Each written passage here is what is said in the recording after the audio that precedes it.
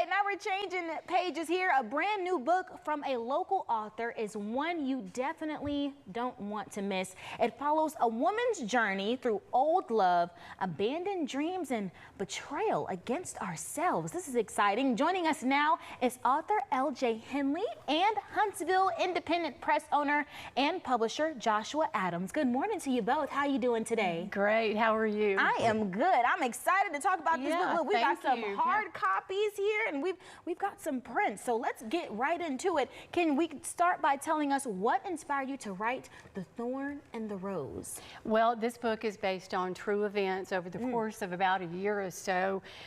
There was an old baby picture of me in an antique frame, and I have this grand piano, and I had all these other pictures on it. But this one particular photograph and frame kept flipping over, and I honestly blew it off to something, you know, like something in the house. I live in an older house. And so after so many times of it falling over, I would check it and see if it was needed repair.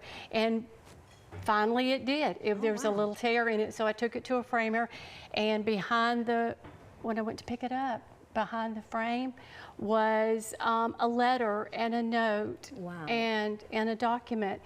And it was from an old love that made a tremendous impact in my life. Wow. And you know, it's always important for somebody to believe in you and have faith in you, and that's the whole mystery of faith. And so when I was reading it, it makes you understand that sometimes you forget to do stuff. You get caught up in the business of life, and you get caught up in just life in general, and having a family and raising kids, and that type of thing. So so it made me really, you know, take a look at some things, and so that was the inspiration to the book. And I incorporated a lot of the psychological part in there, because, you know, we all have to dive deep at times. And take a look at yourself in the mirror. Absolutely. I mean, I can see, or I can really see in your face and your eyes, you really do kind of get emotional when you're talking about it a little bit, or it seems that way. I can tell there was a lot of passion in writing this book. I know you poured a lot into it. So when folks at home read it, what do you hope that they carry with them after they finish? I hope that they figure out how to dig out and scoop out some of the messiness, and to figure out who they are, who their identity really is, and not live by fear or the approval of others, and that your identity is not based on, you know, where you live or how much money you may or may not have. It really is based on who you are as a person, your character, and to follow their dreams and follow their hopes, and to live by that spiritual connection. And know that connection did not happen by accident.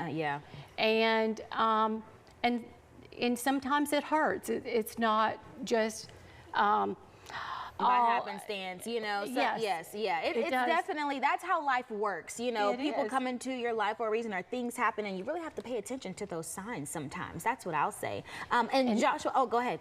Yes, and it is about following your heart and your dreams. And listen, I'm a believer in God, and I do try to listen, although, you know, nobody ever gets it all right. And we're all imperfect. But I think that there's a lot of enough out there. As I was had a study yesterday, a Bible study, and that's what we talked about. There is enough. And you don't. And another friend of mine just told me over the past year, you don't live life by scarcity. You don't. You live it by fullness, and that enough. You know, you're enough. You are enough. That is very important, that you want to carry that with you throughout life. It can help shape some of the decisions you make along the way as well. And believing in somebody. Yes, indeed. Joshua, I can imagine you believed in LJ throughout her journey with this book. Yes, talk to me about the relationship that you have throughout this process. Yeah, absolutely. Well, you know, publishing The Thorn and the Rose was one of the incredible opportunities that we have as a publishing company to take somebody's vision for a story that can actually change lives and assist people on their journeys. So the brilliant thing about Thorn and the Rose is that essentially the entire book really happened. It's all a true story. All a true story. You know, and The fantastic thing is that when we are able to take stories like this that have happened to one another, we are able to take those and twist them into ways that others can use. It's a beautiful, beautiful thing. Absolutely. Something that we strive for. I know a lot of people are probably going to read this book and they're like, you know what, I can, just like you said, I can relate to this, or I can connect to this, or how did this person get through it that might be able to help me with how I'm going through my journey as well.